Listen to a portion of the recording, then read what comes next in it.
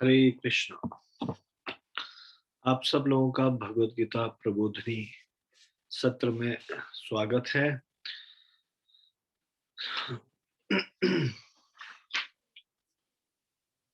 हम लोग भगवत गीता प्रबोधिनी के दूसरे अध्याय की प्रश्नावली से चर्चा कर रहे हैं। दूसरा अध्याय है भौतिक समस्याएं आध्यात्मिक समाधान। तो इसमें हमने 29वें प्रश्न तक चर्चा की है। टोटल इसमें 53 प्रश्न है। तो इससे आगे के प्रश्नों को हम आज सॉल्व करेंगे, चर्चा करेंगे। इससे पहले कि हम ये करें, आप सब लोग ये एक साथ मेरे साथ आप लोग ये प्रार्थना बोलेंगे। ओम अज्ञानतिमिरान्धस्य ज्ञानाञ्जनशलाकया चक्षुरुन्मिलितं येन तस्मै श्रीगुरुवे नमः। श्रीचैतन्यमनोभीष्टं स्थापितं येन भूतले स्वयं रूपः कदा मह्यं ददाति स्वपदान्तिकम्। वन्देऽहं श्रीगुरोः श्रीयुतपदकमलं श्रीगुरुन् वैष्णवांश्च श्रीरूपं साग्रजातं सगण रघुनाथान्वितं तं सजीवं साद्वैतं सावधूतं परिजनसहितं कृष्ण चैतन्य देवं श्री राधा कृष्ण पादान सगण ललिता श्री विशाखान्विताश्च। हे कृष्ण करुणा सिंधु दीनबंधु जगतपते गोपेश गोपिका कांत राधा कांत नमस्तुते। तप्त कांचन गौरांगी राधे वृंदावनेश्वरी वृषभानुसुते देवी प्रणमामि हरिप्रिये। वाञ्छाकल्पतरुभ्यश्च कृपा सिन्धुभ्येव च पतितानां पावनेभ्यो वैष्णवेभ्यो नमो नमः। जय श्री कृष्ण चैतन्य प्रभु नित्यानंद श्री अद्वैत गदाधर श्रीवासादि गौर भक्त वृंदा। हरे कृष्ण कृष्ण कृष्ण हरे हरे हरे राम राम राम हरे हरे।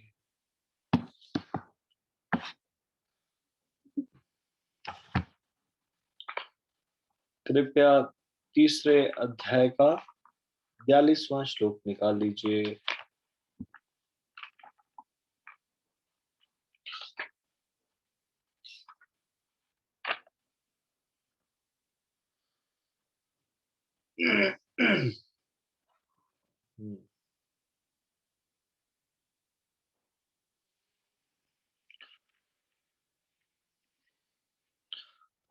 इंद्रियाणि पराण्याहु इंद्रियेभ्यो परम मनः मनसस्तु परा बुद्धिर या बुद्धे परतः सह परम परतस्तु सह।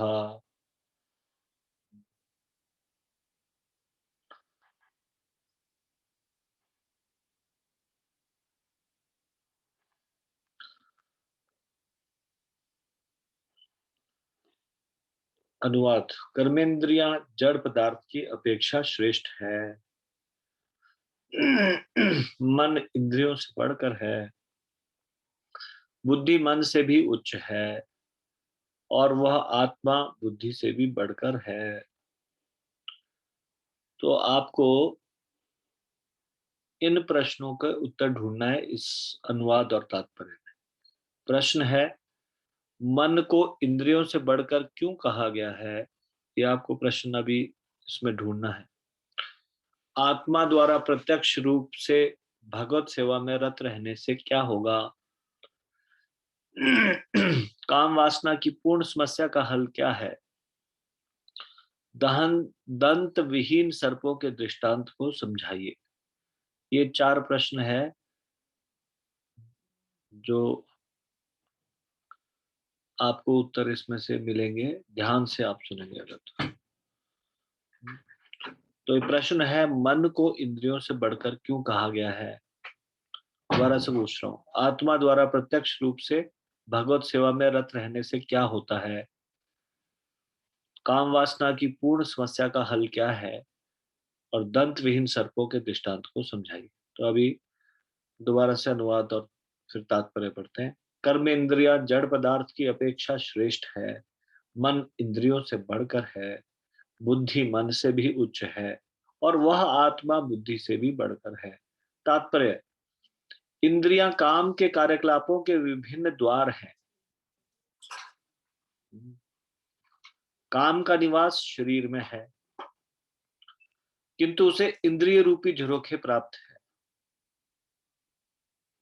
अतः कुल मिलाकर इंद्रियां शरीर से श्रेष्ठ है। श्रेष्ठ चेतना या कृष्ण भावनामृत होने पर ये द्वार काम में नहीं आते।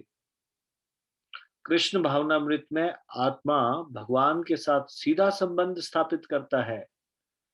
अतः यहाँ पर वर्णित शारीरिक कार्यों की श्रेष्ठता परमात्मा में आकर समाप्त हो जाती है। शारीरिक कर्म का अर्थ है इंद्रियों के कार्य और इन इंद्रियों के अवरोध का अर्थ है सारी शारीरिक कर्मों का अवरोध। शारीरिक कर्म का क्या अर्थ है? इंद्रियों के कार्य। इंद्रियां तो कार्य करती है, शरीर शरीर कार्य कर रहा है मतलब इंद्रियां कार्य कर रही है ना। और इंद्रियों का अवरोध मतलब शारीरिक कर्मों का अवरोध।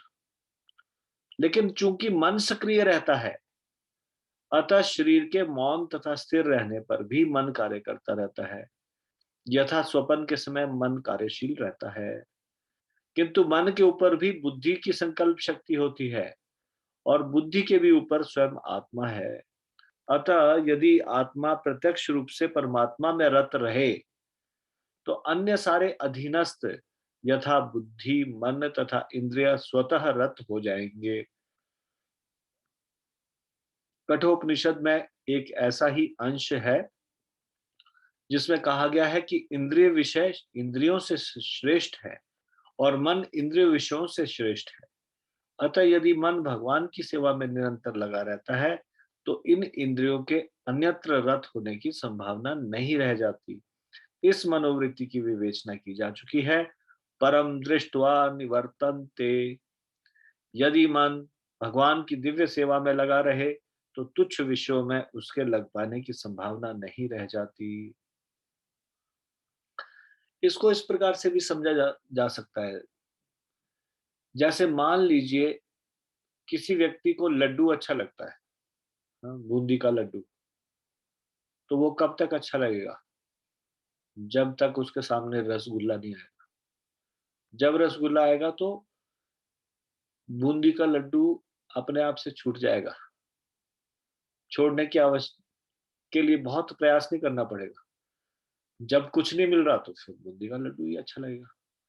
वैसे ही इस संसार के सुख अच्छे लगते रहेंगे तब तक जब तक आध्यात्मिक सुख प्राप्त नहीं होगा। जब आध्यात्मिक सुख प्राप्त होना शुरू हो जाएगा फिर उसके बाद टेस्ट नहीं आएगा, संसार की चीजों में टेस्ट नहीं आएगा। देखो, भक्ति में आगे बढ़ने का एक परीक्षा है ये। एक एक व्यक्ति को पता चल सकता है कि वो भगवान की भक्ति में प्रोग्रेस कर रहा है कैसे। और ऐसा आप सब लोगों ने अनुभव किया होगा कि जब भगवान की भक्ति में आस्ते आस्ते प्रोग्रेस होती है फिर भौतिक चीजों में टेस्ट आना बंद हो जाता है। जैसे मान लीजिए टीवी देखना, फिल्में देखना, सीरियल देखना, ये आस्ते आस्ते छूट जाती है।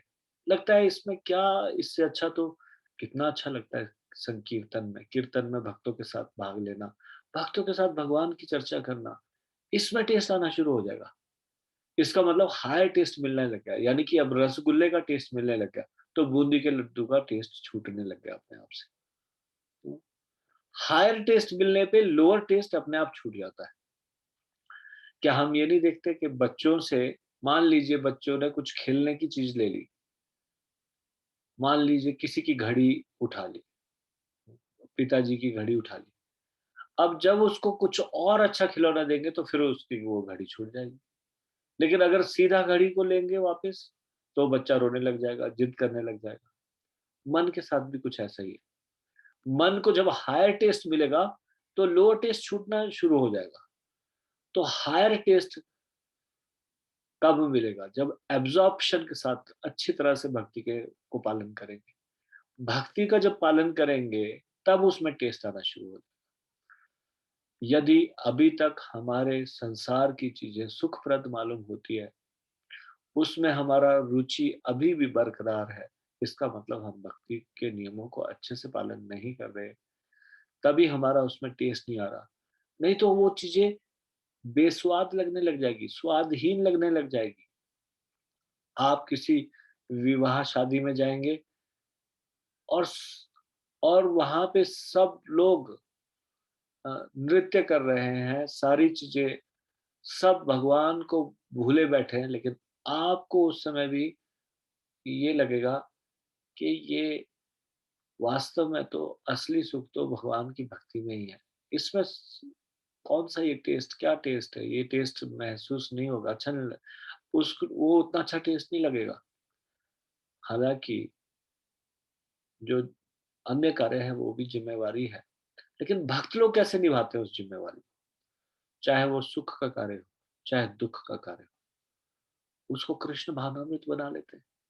जैसे भक्तों की शादी होती है, उसमें डीजे चलाने की बजाय हरे कृष्ण कीर्तन चलाते हैं। भक्त लोग डांस करते हैं, नाचते हैं, लेकिन कीर्तन के ऊपर नाचते हैं। And they are so happy कि स्पिरिचुअल, वो फंक्शन स्पिरिचुअल हुआ। दुख का समय है, दुख के समय में भी भगवान के भक्ति में रत रह के उस दुख से भी निपट जाते हैं। सुख से ना ज्यादा सुखी होते, दुख से ना ज्यादा विचलित होते। किस कारण से ऐसा कर पाते? भगवान की शक्ति होने के कारण, भगवान में रुचि होने के कारण। तो जो परम दृष्टवा निवर्तते लिखा है यहाँ पे, निवर्तनते परम दृष्टवा, तो मतलब हायर हायर टेस्ट मिलने पे लोअर टेस्ट से निवृत्त हो जाएंगे अपने आप से। वो चीजों में टेस्ट नहीं आएगा। यदि हमको संसार में भी आकर्षण बढ़ रहा है और भगवान में भी आकर्षण बढ़ रहा है, ऐसा हमको लगता है, वी आर मिस्टेकन।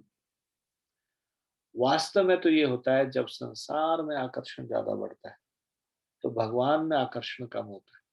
और जब भगवान में आकर्षण बढ़ता है तो स्वतः ही संसार में आकर्षण कम होता है। ये फैक्ट है, ऐसा ही होता है। और अगर किसी को लगता है दोनों जगह आकर्षण बढ़ रहा है, तो ही इज मिस्टेकन, उसका संसार में ही आकर्षण बढ़ रहा है। भगवान का तो वो उंगली पकड़ रहा है संसार की चीजों को प्राप्त करने के लिए।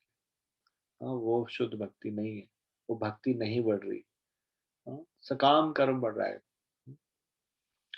तो परम दृष्टा निवर्तनते, यदि मन भगवान की दिव्य सेवा में लगा रहे, तो तुच्छ विषयों में उसके लग पाने की संभावना नहीं रह जाती। मैं आपको पर्सनल एक्सपीरियंस बताता हूँ। जब मैं पढ़ाई करने के बाद दिल्ली गया जॉब के लिए, तो मेरे मन में ऐसी इच्छा थी, ये जब ताजमहल के बारे में सुना था तो बड़ी इच्छा थी कि ताजमहल जरूर देखना एक बार। हाँ, दुनिया के आश्चर्यों में से एक है। लेकिन फिर दिल्ली जाके भक्तों का संग मिला, और फिर रेगुलरली मंदिर में जाके भगवत गीता के लेक्चर सुनना शुरू किया, और उसमें टेस्ट आने लगा। और टेस्ट आने लगा तो ये अच्छा लगने लगा, तो एक बार वृंदावन गए थे। तो वृंदावन गए थे तो उसके बाद कितनी बार वृंदावन गए, लेकिन कभी भी, वृंदावन से तो आगरा नजदीक है, कभी भी वहां जाने का इच्छा नहीं होती थी। लगता था कि इतना समय यहाँ ना बिताए वृंदावन में, मंदिर में, कीर्तन में, भगवान के दर्शन में और भक्तों के संग में इतना आनंद आता था। सुबह मंगला आरती उठने में आनंद आता था, कीर्तन में बैठने में आनंद आता था। और वो जो एक तीव्र इच्छा थी कि ताजमहल को देखना है, वो इच्छा कहाँ छूट गई पता ही नहीं चला। अब एक बार की बात है कि वृंदावन में सुबह अनाउंसमेंट हुई, हम लोग कार्तिक के महीने में शायद कुछ दिन के लिए वहां गए थे वृंदावन, कि सुबह सुबह एक बस जाएगी आगरा, और आगरा में रथ यात्रा है। तो मैंने ऐसे कुछ लोगों को बोलते हुए सुना कि चल पड़ते हैं, बीच में रथ यात्रा भी अटेंड हो जाएगी, थोड़ी देर ताजमहल भी चले जाएंगे। इस टाइप से कुछ नए भक्त थे। लेकिन मुझे लगा कि आगरा क्या करना है जाके, यहाँ पे रहेंगे वृंदावन में, और यहीं पे समय बिताएँगे थोड़ा। तो मैं सोच रहा था कैसे हायर टेस्ट मिलने पे लोअर टेस्ट छूट जाता है, ये बिल्कुल सही बात है, जो यहाँ पे लिखा है। यहाँ पे लिखा है जब मन भगवान की दिव्य सेवा में लगा रहे तो तुच्छ विषयों में लग पाने की उसकी संभावना ही नहीं रहती, उसमें टेस्ट आ जाता है। हुँ। इस मनोवृत्ति की विवेचना की जा चुकी है। अच्छा ये हो गया। कठोपनिषद में आत्मा को महान कहा गया है।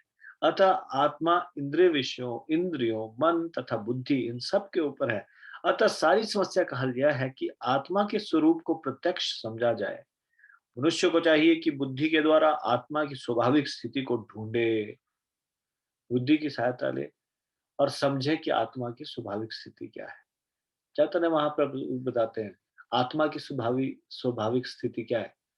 हाँ? गोपिर भर्तुर पद कमलयोर दास दास दासानुदास। गोपिर भर्तुर कौन है? गोपियों के भर्ता कौन है? कृष्ण। कृष्ण के पद कमलयोर यानी कि चरण रूपी कमल के दास के दास के दास का दास होना, ये हमारी स्वाभाविक स्थिति है। आत्मा की स्वाभाविक स्थिति क्या है? जीवेर स्वरूप हुए कृष्णेर नित्य दास।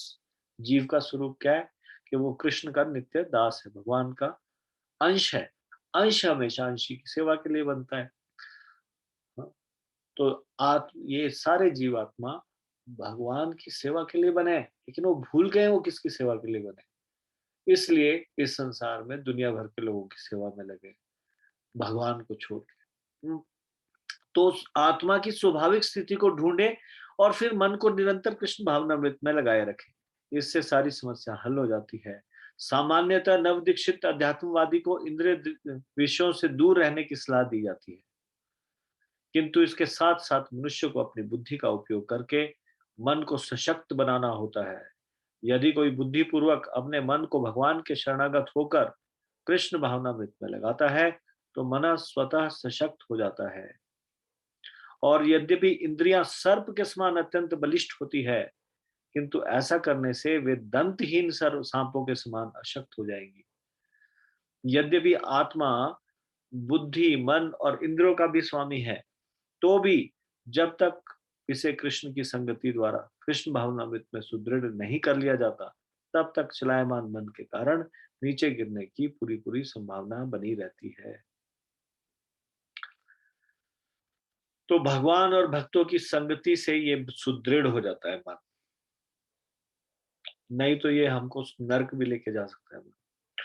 और इंद्रियां बहुत बलिष्ठ है, बलिष्ठ होने के बावजूद भी उन अनकंट्रोल्ड सेंसेस हमको नर्क की ओर खींच के ले जा सकती है इस आत्मा को। हम्म, हम नर्क नहीं जानना चाहते, लेकिन हमारी इंद्रियां वश में नहीं है। हम इंद्रियों के वश में होकर कार्य कर रहे हैं, तो हम नहीं जाना चाहेंगे तो भी ये घसीट के हमको लेके जाएगी नर्क लोग। हम्म, और अगर ये भगवान की भक्ति में लग जाए तो ये खतरनाक है सर्प की तरह, लेकिन दंतहीन हो जाएगी, विषहीन हो जाएगी। देखिए, सांप में जितना भी मर्जी विष हो, वो तो दांत से ही इंजेक्ट करता है किसी की बॉडी में। किसी के शरीर में जहर का कितना भी छिटा पड़ जाए, उसको पानी से साफ किया बस, कुछ कोई प्रॉब्लम थोड़ी नहीं है। अगर दांत से फिर उसके बाद स्प्रे करता है दांत किसी के शरीर के अंदर, दांत ही नहीं होंगे तो फिर वो सर्प खतरनाक नहीं रह जाएगा। उसी तरह से मनोवृत्ति बदल जाएगी जब, तो आंखें खतरनाक नहीं रहेगी, हमारी जुबान खतरनाक नहीं रहेगी, हमारे कान खतरनाक नहीं रहेंगे। नहीं तो खतरनाक किस तरह से हो सकती है? आंखें भक्ति के प्रतिकूल चीजों को देखना चाहेगी, कान भक्ति से दूर ले जाने वाली चीजों को सुनना चाहेगी, मुख भक्ति से दूर ले जाने वाली चीजों को बोलना चाहेगी। लेकिन अब दंतहीन हो जाएगी ये सर्प के समान बलवान इंद्रियां, तो फिर वो हमको प्रभावित नहीं कर पाएगी। इसीलिए बुद्धि का उपयोग करके समझें और उसके बाद फिर मन को नियंत्रित करें। देखिए, बुद्धि कैसे श्रेष्ठ है, मन से ज्यादा श्रेष्ठ है। मन किस प्रकार से अ, मन को कंट्रोल करना जरूरी है। हम शाम को सोते हैं, अलार्म लगाते हैं और पूरा प्लान करके सोते हैं, इतने बजे उठना चाहिए। और जिस समय अलार्म बजता है, उस समय स्नूज़ कर देते हैं और सोचते हैं, मैं थोड़ी देर और सोना चाहता हूँ। नहीं, हम नहीं सोना चाहते, हमने इसीलिए तो अलार्म लगाया था। लेकिन मन ने हमको ये मानने पर मजबूर कर दिया, मन ने हमको मूर्ख बना दिया और कहा, तुम सोना चाहते हो। हमको लगा, मैं सोना चाहता हूँ, मैं अभी नहीं उठना चाहता, 5 मिनट और सोना चाहता हूँ। बाद में 5 मिनट की जगह घंटा नींद लग के बाद खुली, घंटे के बाद नींद खुली और फिर हमने देखा उस समय निकल गया, ओहो! और फिर बड़े पश्चाताप। यानी कि पहले भी नहीं चाह रहे थे कि लेट उठें और जब लेट उठ के उस लेट दोबारा से सो गए, दोबारा से लेट उठे, तब भी हमको दुःख हो रहा है, क्यों लेट उठे? इसका मतलब हम तो चाहते थे कुछ और, लेकिन मन इतना चालाक है, ये हमसे ये महसूस करवाता है कि मैं ये चाहता हूँ। वास्तव में मन और हम अलग-अलग हैं। हाँ, हम अगर मन की क्रियाओं पे विचार करना शुरू करें, कोई भी विचार मन में आए और हम इस प्रकार से इसको अलग व्यक्ति समझ के सोचें कि मेरा मन क्या कहता है? ये कौन से विचार मुझे दे रहा है? क्या ये सात्विक विचार है? क्या उसको माना जाए या ना माना जाए? तो मन कंट्रोल में हो जाएगा। सिर्फ मन के ऊपर उसको अपने से अलग समझ के अगर दृष्टिपात करें और हर विचार को देखें, तो मन की चंचलता समाप्त होनी शुरू हो जाएगी।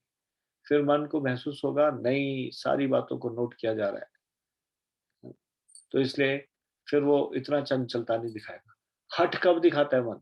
जब ये हमको कन्विंस करा देता है मन कि नहीं, नहीं, तुम ये चाहते हो, सो जाओ, सोना ही चाहते हो तुम। अनेक जन्मों से सोते आए हो, अभी भी सोए हो। हाँ, तो इस प्रकार से हम महत्वपूर्ण समय को खो देते हैं। तो एनीवे ये हमने एक्स्ट्रा चर्चा कर ली इसमें काफ़ी। Let us come to the question. मन को इंद्रियों से बढ़कर क्यों कहा गया है? हाथ खड़ा कीजिए। Let me see who can give the answer. Palak Sharma, आप बताइए, अनम्यूट कीजिए। हरे कृष्णा प्रभु जी, धन्यवाद प्रणाम। प्रभु जी, मन सक्रिय रहता है, अतः शरीर के मौन तथा स्थिर रहने पर भी मन कार्य करता रहता है, अतः स्वप्न के समय मन कार्यशील रहता है। हरे धन्यवाद। इंद्रियों अगर सोए भी हो तब भी मन सक्रिय रहता है, ऐसा हमने पढ़ा था। चूंकि मन सक्रिय रहता है, अतः शरीर के मौन और स्थिर रहने पर भी मन कार्य करता रहता है। यथा स्वप्न के समय मन कार्यशील रहता है। तो मन ज्यादा मन को इंद्रियों से बढ़कर इसलिए कहा गया है। और कोई कुछ ऐड करना चाहता है इसमें? ठीक है, नेक्स्ट क्वेश्चन की ओर बढ़ते हैं। नेक्स्ट क्वेश्चन है, आत्मा द्वारा प्रत्यक्ष रूप से भगवत सेवा में रत रहने से क्या होता है? एक मिनट पहले पुराने हाथ में नीचे कर लेते हैं। दोबारा से हाथ खड़े कीजिए। आत्मा द्वारा प्रत्यक्ष रूप से भगवत सेवा में रत रहने से क्या होता है?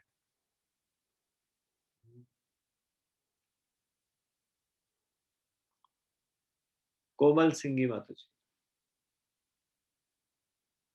हरे कृष्ण प्रभु जी, दंडवत प्रणाम। विनोद जी।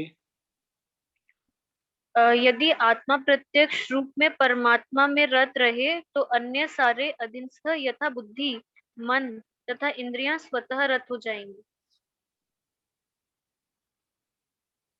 क्योंकि आत्मा श्रेष्ठ है सबसे। लेकिन क्या वो उनको भी इनकी सहायता ही लेनी पड़ेगी, इनकी सहायता से ही रत रह पाएगा। और आत्मा जब रत रहेगी तो ये चीज तो स्वतः ही रत रहेगी। आपका सरनेम सिंह तो नहीं, गलती से आई तो नहीं लगा? सिंह ही है ना? नहीं प्रभु जी, हाँ, सिंह ही है। ठीक है। आप सिंह ही किन के रेफरेंस से हैं? प्रभु जी, कलावती माता जी के रेफरेंस में। ठीक है, धन्यवाद। हरे और कृष्ण प्रभु जी, दंडवत पलक प्रणाम। शर्मा माता जी किन के रेफरेंस है? प्रभु जी, वृंदा माता जी। वृंदा माता जी जो हमीरपुर वाले है ना? जी प्रभु। ठीक है, धन्यवाद। ठीक है, मैं सबके हाथ नीचे कर रहा हूं और फिर से प्रश्न पूछ रहा हूं। तीसरा प्रश्न, काम वासना की पूर्ण समस्या का हल क्या है? हाथ खड़ा कीजिए।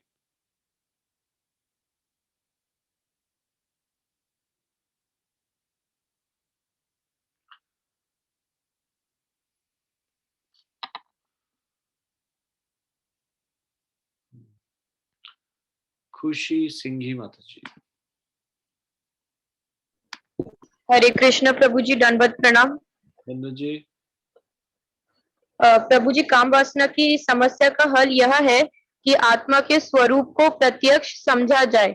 मनुष्य को चाहिए कि बुद्धि के द्वारा आत्मा की स्वाभाविक स्थिति को ढूंढे और फिर मन को निरंतर कृष्ण भावनामृत में लगाए रखे। इससे सारी समस्या हल हो जाती है।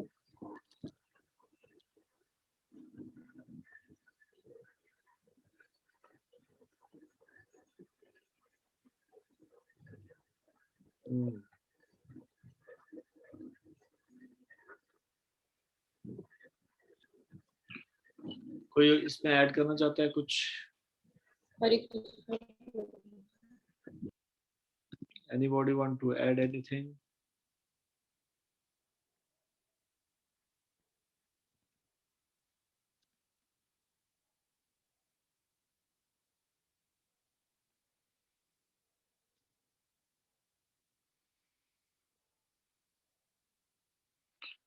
ठीक है, यही आंसर है सबका।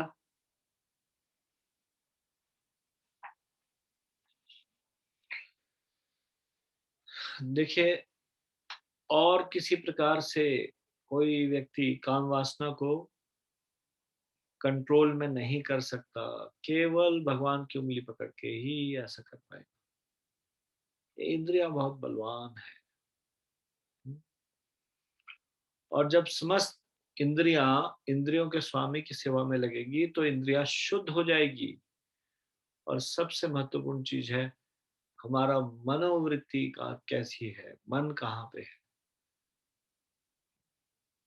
मन भगवान में लगेगा। परम दृष्टवा निवर्तन्ते, हाई टेस्ट मिलेगा तो लोअर टेस्ट छूट जाएगा। हो सकता है काम वासना में भी सुख का कुछ अनुभव है, लेकिन वो लोअर टेस्ट है, तुच्छ। लेकिन जब हायर टेस्ट मिलता है, परम दृष्टवा निवर्तन्ते, तो लोअर टेस्ट छूट जाता है। ठीक है, नेक्स्ट क्वेश्चन, दंत विहीन सर्पों के दृष्टांत को समझाइए। पहले सबके हाथ नीचे करो कृपया। दंत विहीन सर्प के दृष्टांत को समझाइए। हाथ खड़ा कीजिए। किसको इसका आंसर मालूम है? कलावती माता जी, आप बोलिए। हरे कृष्णा प्रभु जी, दंडवत प्रणाम। धन्यवाद जी। प्रभु जी, यहाँ सर्प की तुलना इंद्रियों से की गई है।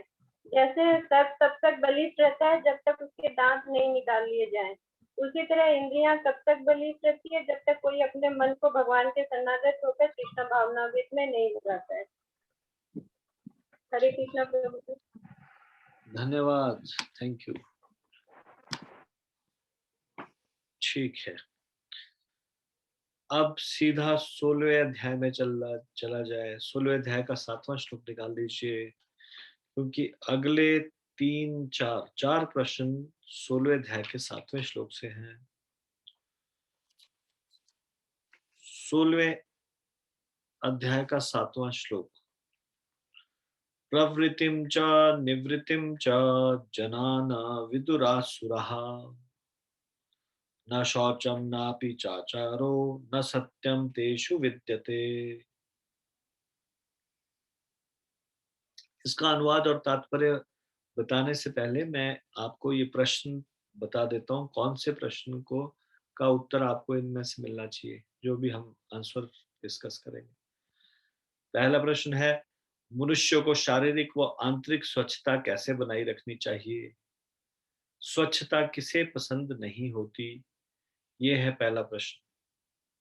आंतरिक और शारीरिक स्वच्छता कैसे बनाई रखनी चाहिए और स्वच्छता कौन है जिनको पसंद नहीं होती? नेक्स्ट, स्त्री को जीवन की प्रत्येक अवस्था में कैसे सुरक्षा प्रदान की जानी चाहिए?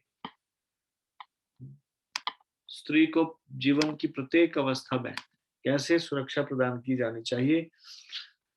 नेक्स्ट क्वेश्चन है, कुछ लोगों का तर्क है कि वैदिक जीवन ही स्त्रियों के दमन को तूल देता है, क्या यह सत्य है?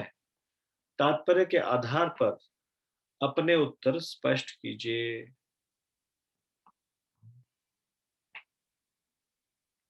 क्या वैदिक जीवन स्त्रियों का दमन का सूचक है या स्त्रियों के दमन को तूल देता है?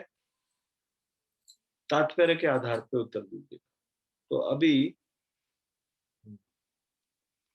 कोई क्वेश्चन आए? Question Prabhu ji, question number 34 missed. Okay, 34 miss किया है हमने।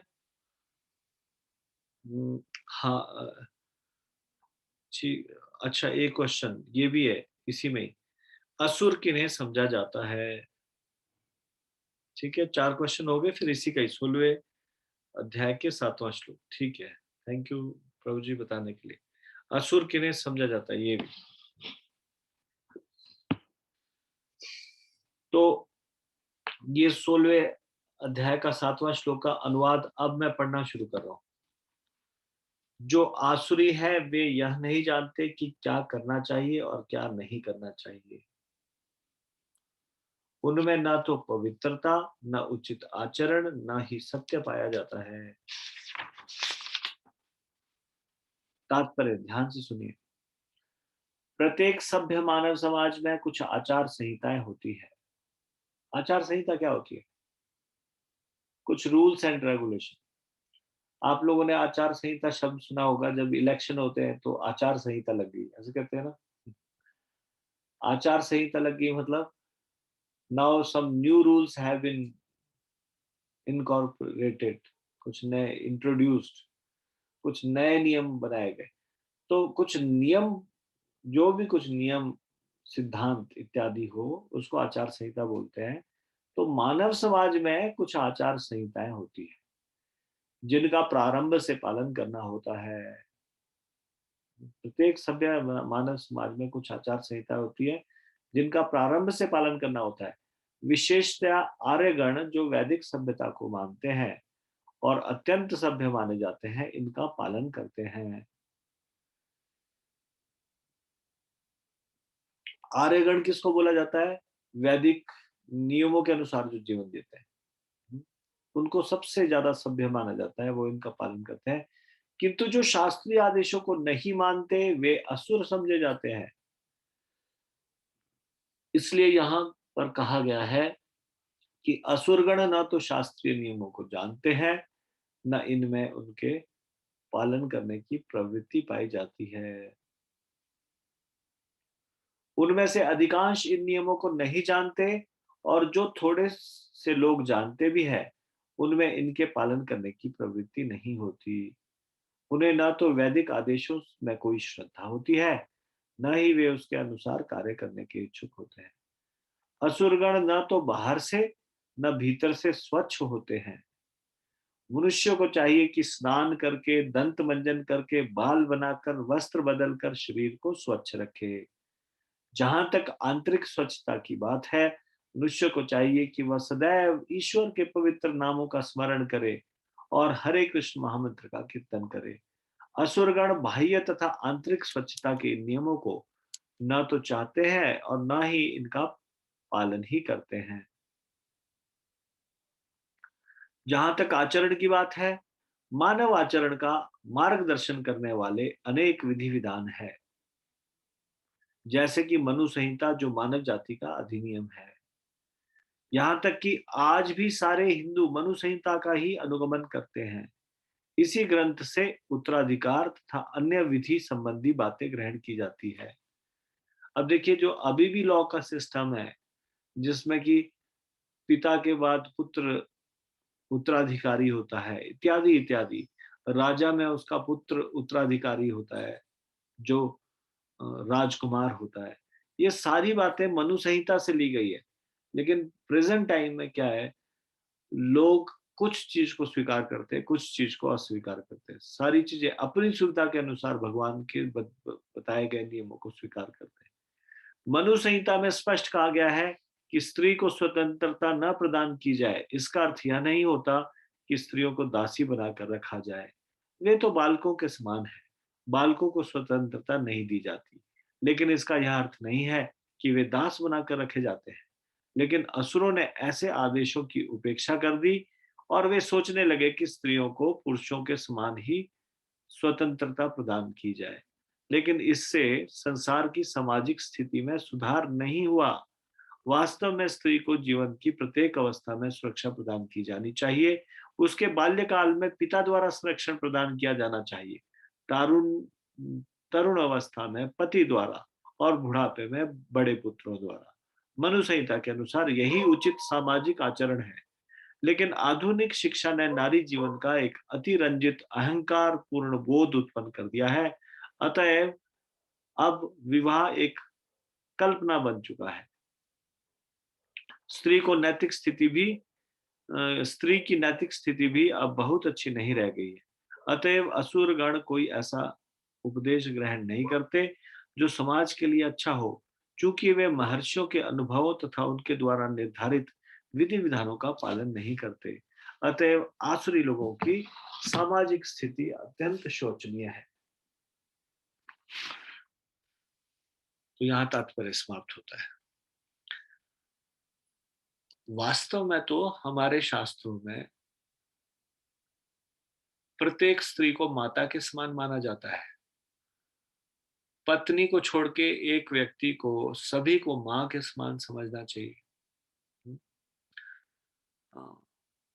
आप देखेंगे बहुत जगह इस तरह का प्रथा है। जैसे मैं जगन्नाथपुरी गया, जगन्नाथ जी के मंदिर में, वहां किसी भी माता जी को अगर कुछ निर्देश देना या कुछ बोलना है तो वो माँ करके बुलाते हैं। हम गौड़ीय वैष्णव भी सभी स्त्रियों को माता जी करके बोलते हैं। तो शास्त्रों के अनुसार इतना ऊंचा दर्जा दिया गया है जिसमें कि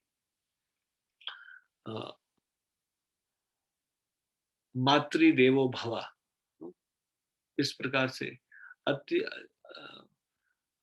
जैसे अतिथि देवो भव भी बोलते हैं, वैसे ही माँ का स्थान जो है वो साधारण स्थान नहीं है। स्त्री को एक वैदिक शास्त्रों में एक बहुत सम्मानजनक स्थिति प्रदान की गई है। लेकिन कालांतर में क्या हुआ, और खासकर ये पश्चिमी देशों से ये कुरीति उत्पन्न हुई।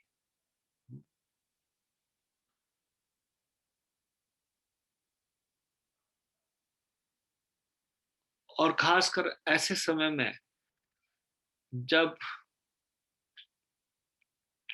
युद्ध इत्यादि बहुत होते थे और उनके पति युद्ध में मारे जाते थे, स्त्रियां, जैसे कि इंग्लैंड का कल्चर एक समय में it was as good as Indian culture.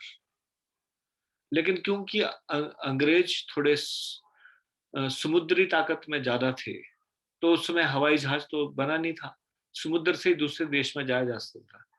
तो उन्होंने पूरे वर्ल्ड के अधिकतर हिस्सों पे अंग्रेजों का कब्जा होता था।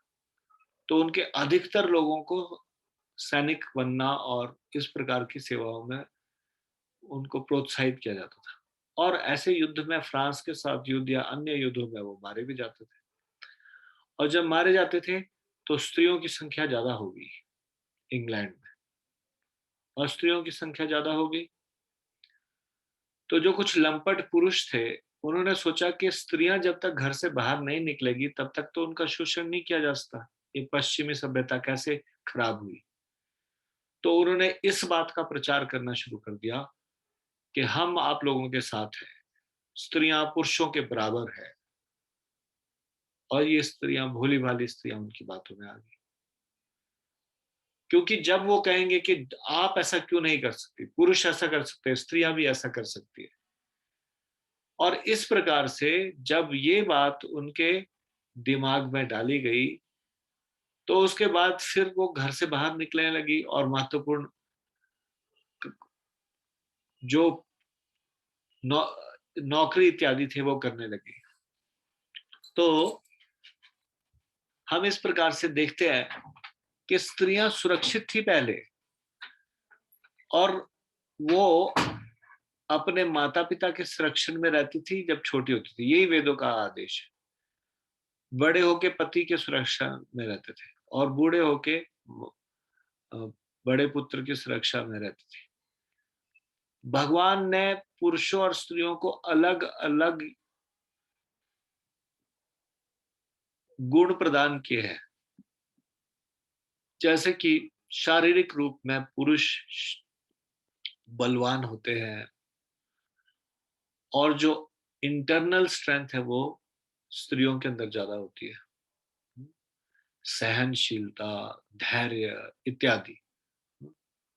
और इसका एग्जाम्पल ये है, जब हम देख सकते हैं कभी एक पुरुष को कभी एक छोटा बच्चा संभालना हो तो वो थोड़ी देर में एकदम इरिटेट हो जाएंगे, लेकिन माँ कभी इरिटेट नहीं होती, वो कितना आराम से बच्चों को संभाल लेती है। गृह कार्य इत्यादि को बहुत दक्षता से कर लेती है, पुरुष इतना दक्षता से नहीं कर पाते। लेकिन बाहर से धन कमा कर लाना ये पुरुषों की जिम्मेवारी है शास्त्रों के आधार पे, और घर को संभालना ये स्त्रियों की जिम्मेवारी है। इस प्रकार से स्त्रियों को कोई छोटा स्थान नहीं दिया गया, लेकिन शास्त्रों की जो ये वाणी है ये सबकी अपनी अपनी स्ट्रेंथ है और अपनी अपनी वीकनेसेस है। इसलिए जो स्त्रियां हैं वो इमोशनल एस्पेक्ट उनका ज्यादा होता है। इमोशनल एस्पेक्ट ज्यादा होता है इसलिए वो जल्दी से बातों में आ जाती है, झूठी बातों में बहलाया फुसलाया जा सकता है, और इस प्रकार से उनका ध्यान रखने की आवश्यकता है बचपन से लेकर बुढ़ापे तक। ऐसा शास्त्रों का निर्देश है। लेकिन ये पश्चिमी सभ्यता में केवल पुरुषों का ही ये प्रोपोगंडा है, और उसमें अभी स्त्रियों को लगता है कि ये तो हमारे हक की बात है, और फिर वो सोचती है कि नहीं नहीं, why should not we work, हमें भी जॉब करनी चाहिए। और उसके बाद संतान को जन्म देने की व्यवस्था भगवान ने इस तरह से बनाई है, स्त्रियों को देना पड़ेगा, संतान उत्पत्ति भी स्त्री शरीर से होगी। उसके बाद घर में इतना सुबह बच्चों को खिलाना पिलाना, और उसके बाद घर में चूल्हा चौका करना और गधे की तरह काम करना, और फिर ऑफिस जाके भी गधे की तरह काम करना। तो ये स्त्रियों का शोषण नहीं है तो और क्या है। लेकिन उनको बड़ा महत्वपूर्ण महसूस होता है कि yes we are equal to man. This is a wrong propaganda.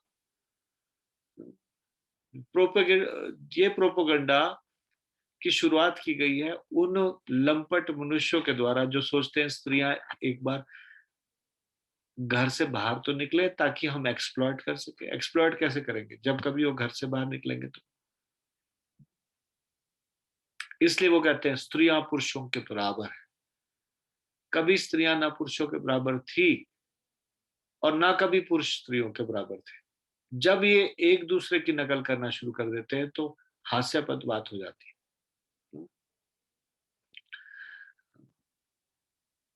तो सबको अपनी स्वाभाविक स्थिति में रहना चाहिए।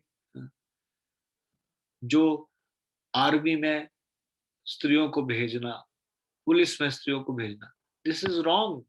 शास्त्रों में इसको बताया नहीं गया। कोई एग्जाम्पल देता है लक्ष्मीबाई या कुछ, वो अपवाद है, that is an exception. Otherwise they have some other work to do. भगवान ने उनको शारीरिक रूप से इतना स्ट्रांग नहीं बनाया, तो उनका कार्य क्षेत्र नहीं है ये युद्ध करना इत्यादि। उसके लिए पुरुषों का ये कार्य क्षेत्र है। So both have different works to do. दोनों के लिए अलग अलग निर्धारित कर्म है। तो स्त्रियां पुरुषों के बराबर नहीं हो सकती और पुरुष कभी स्त्रियों के बराबर नहीं हो सकते। अब स्त्रियों को ऐसे आर्मी में पुलिस में जो जाती है वो जीवन भर दुखी रहती है। बच्चों को पालने के लिए छुट्टी नहीं मिलती, बॉर्डर पे जाना पड़ता है। अब सोचिए मान लो कभी युद्ध में इन्फेंट्री में आगे कई बार चले जाए वो दुश्मनों के क्षेत्र में, और वो दुश्मनों के कब्जे में आ जाए, तो सोचिए क्या दुर्गति होगी उस स्त्री की। अगर कोई स्त्री उनके पकड़ में आ जाए। पुरुष हो गए तो वो सहन कर लेंगे, जितना भी कष्ट भी दिया जाएगा तो सहन शक्ति ज्यादा होती है पुरुषों में। स्त्रियों में इतनी शारीरिक सहन शक्ति नहीं होती, उनके मानसिक सहन शक्ति भले ही हो सकती है। तो फिर क्यों ऐसा कार्य करना है कि सब बराबर है? This is a wrong understanding that both are equal. No, both are not equal.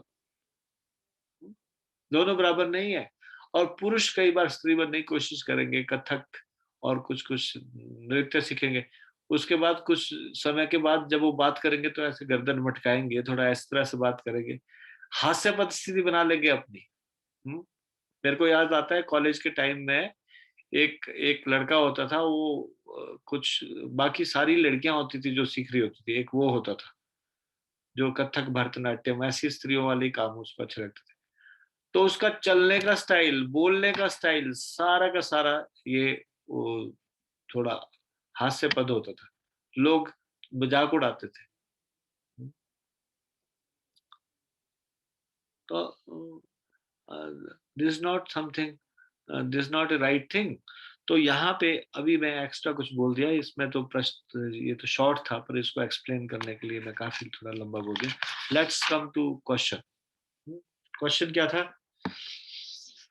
असुर किसको बोला जाता है? असुर किन्हें समझा जाता है? कृपया हाथ खड़ा कीजिए। नेहा सिंह माता जी बोलिए। ओके, यस माता जी बोलिए। हरे कृष्णा प्रभु जी, धन्यवाद, प्रणाम। प्रभु जी, जो शास्त्रीय आदेशों को नहीं मानते वह असुर समझे जाते हैं। तो आजकल देखो कितने सारे असुर हैं, ये कलयुग भरा पड़ा है असुर से।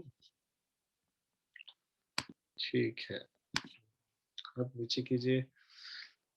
मनुष्य को शारीरिक व आंतरिक स्वच्छता कैसे बनाए रखनी चाहिए, और स्वच्छता किसे पसंद नहीं होती? हाथ खड़ा कीजिए। स्वच्छता किसे पसंद नहीं होती, और शारीरिक और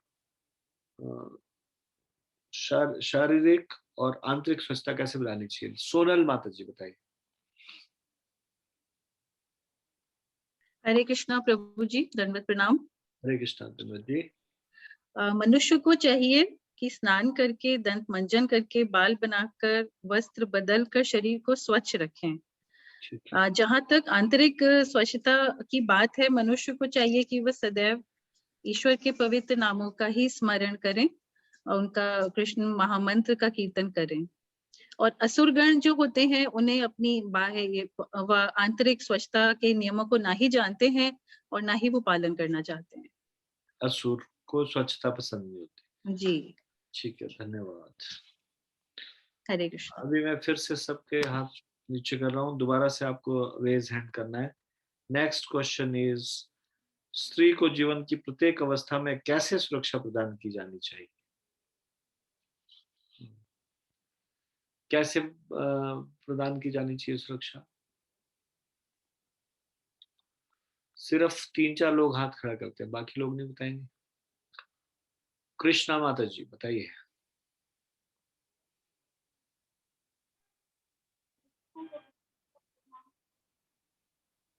बोलिए।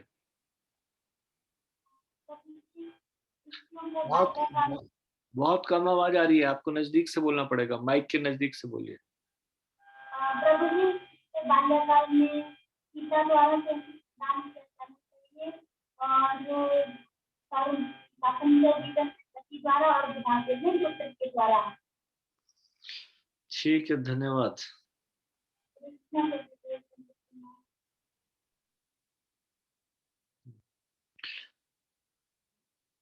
37वां प्रश्न। कुछ लोगों का तर्क है कि वैदिक जीवन ही स्त्रियों के दमन को तूल देता है, क्या यह सत्य है? तात्पर्य के आधार पर अपने उत्तर को स्पष्ट कीजिए। पहले मैं पुराने हाथ नीचे कर लेता हूँ। हाँ, दोबारा से हाथ खड़ा कीजिए। हाथ खड़ा कीजिए। कुछ लोगों का तर्क है कि वैदिक जीवन ही स्त्रियों के दमन को तूल देता है, क्या ये सत्य है? तात्पर्य के आधार पर बताइए। क्या वैदिक जीवन स्त्रियों के दमन को तूल देता है? Please raise your hand. Kalavati माता जी बोलिए। हरे कृष्णा प्रभु जी, दंडवत प्रणाम। नहीं, वैदिक जीवन उनके क्वेश्चन किया तो प्रभु जी बता दिया। हाँ जी, क्वेश्चन ये था, कुछ लोगों का तर्क है कि वैदिक जीवन ही स्त्रियों के दमन को तूल देता है, क्या यह सत्य है? तात्पर्य के आधार पर अपने उत्तर स्पष्ट कीजिए। आपको नजदीक से बोलना पड़ेगा, आवाज कम हो गई है।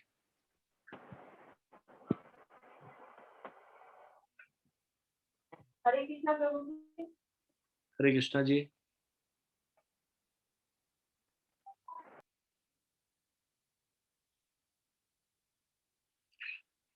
माता जी का कनेक्शन चला गया शायद।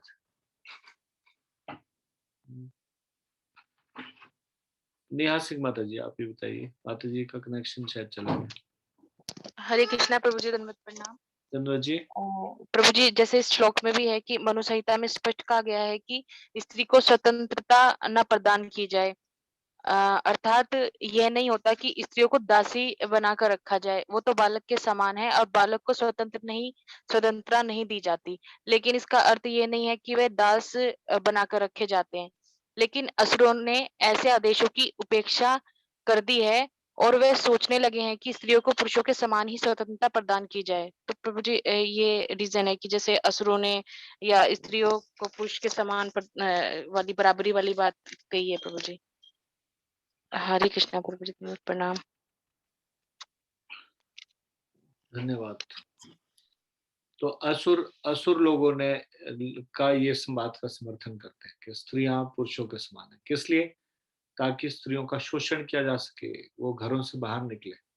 ऐसा ये असुर लोग हैं जो वैदिक निर्देशों को नहीं पालन करना चाहते।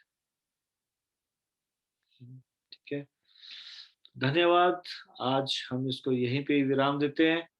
श्रीमद् भगवत गीता की जय, शिल प्रभुपाद की जय, निताई गौर प्रेमानंदे, हरि हरि बोल।